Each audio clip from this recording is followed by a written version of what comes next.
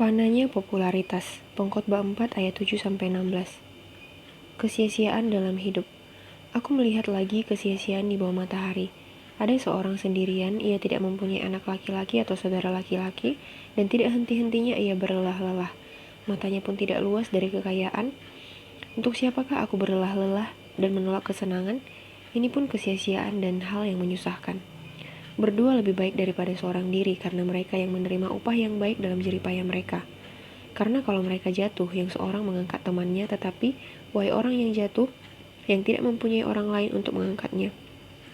Juga, kalau orang tidur berdua, mereka menjadi panas, tapi bagaimana seorang saja dapat menjadi panas? Dan bila mana seorang dapat dialahkan, dua orang akan dapat bertahan.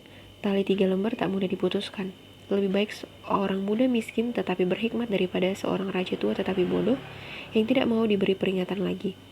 Karena dari penjara orang muda itu keluar untuk menjadi raja, biarpun ia dilahirkan miskin semasa pemerintahan orang yang tua itu.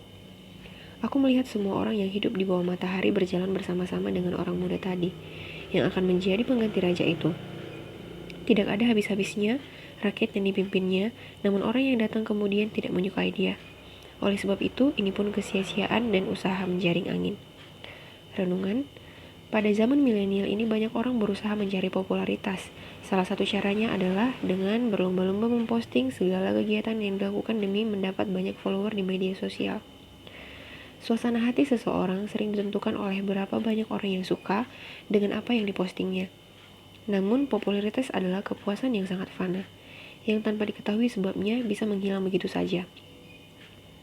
Pengkhotbah menekankan di ayat 13, betapa lebih baik seorang pemuda miskin yang berhikmat daripada seorang raja tua yang bodoh.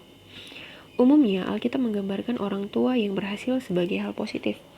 Namun ketika orang tersebut tidak mau lagi mendengarkan nasihat atau sudah menjadi orang yang bebal, lebih baik seorang muda miskin tetapi berhikmat. Pengkhotbah menekankan bahwa hikmat lebih penting daripada usia dan keberhasilan. Tidak mengherankan orang muda itu kemudian menjadi sangat populer, disukai orang, dan akhirnya menjadi raja. Namun, generasi berikutnya datang, dan pada akhirnya orang muda itu tidak lagi disukai. Kita tidak tahu mengapa ia tidak disukai orang, karena itu pengkhotbah menyimpulkan bahwa popularitas juga merupakan sesuatu yang sia-sia, dan tidak perlu terus-menerus dipertahankan. Popularitas merupakan hal fana yang dengan mudah dapat hilang sekejap tanpa penyebab yang jelas. Orang yang semula sangat populer dapat kehilangan ketenarannya dengan cepat, dan karena itu kita jangan menggantungkan hidup pada popularitas yang fana dan mulai mencari apa yang kekal. Hidup orang percaya adalah untuk menjalankan perintah Tuhan, memuliakannya dan menikmatinya. Mari kita belajar melakukan apa yang dipercaya sebagai hal yang benar yang harus dilakukan, bukan apa yang dianggap bisa membuat populer. Lepaskanlah diri kita dari segala popularitas. Mari kita bertekad untuk hidup jauh dari perilaku mencari popularitas dan bersungguh-sungguh mengarahkan diri kita pada segala yang bernilai kekal. Terima kasih, Tuhan Yesus memberkati. Selamat beraktivitas.